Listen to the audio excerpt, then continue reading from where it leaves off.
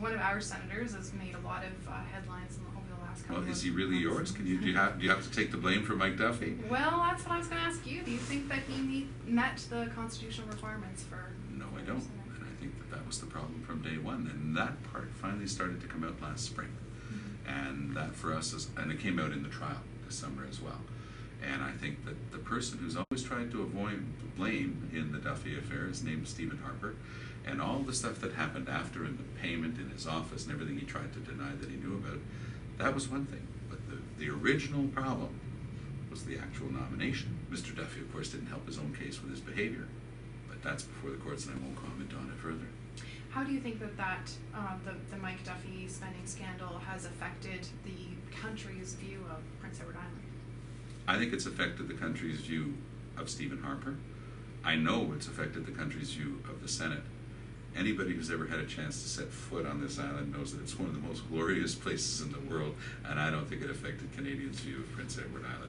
One of the things that hurts a region like this one the most is the cuts with regard to seasonal employment. When you hear the Conservative ministers say, they talk about people, seasonal employees, well, it's not the employee that's seasonal, it's the job.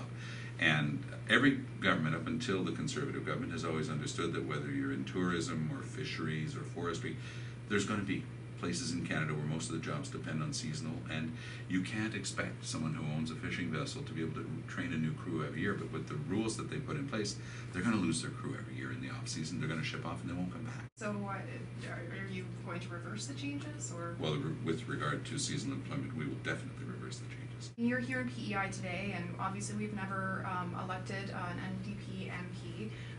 What do you think the chances are this time around? I just came out of a photo shoot at a lobster shop, and I can tell you that as we were coming out, this one guy says, "Can I get a picture?" He says, "I've always voted blue." He wouldn't even say the name of the party. He says, "I've always voted blue, but I'm with you guys this time."